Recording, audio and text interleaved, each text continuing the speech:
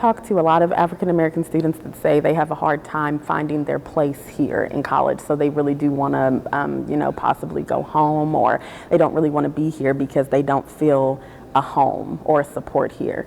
So I feel like it's very hard for them. A lot of students I see are just very angry, annoyed, bitter. I feel like some people sometimes feel like, why did I come to college? I feel like it was a waste of time because they don't feel like they got anything out of the experience. So I see a lot of students are angry and sad, agitated. It's almost like we'll get you here to campus and then we provide all these resources and it's up to you to kind of figure out what you need. It's just a big difference from high school, like just a lot on me.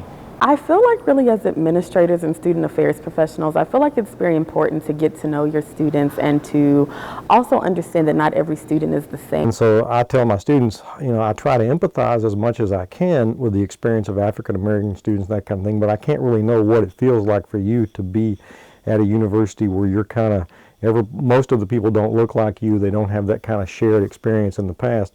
And I think that adds to the stress level. If you look at the stress we're talking about with college students in general, and you add on top of that, you being from an underrepresented group or low socioeconomic group, it just magnifies that stress level that's already kind of in the entire population. And there's a lot of, this is 2019.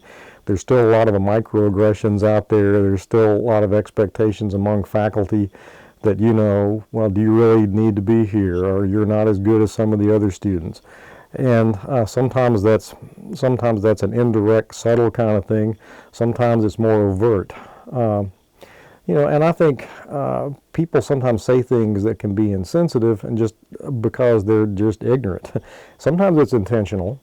One of the things, I don't want to turn this into anything political, but I have noticed a difference in attitudes and dispositions since the last election, so to speak. Things that people used to think twice about or wouldn't say, they feel entitled to say now, and just kind of add to that stress level.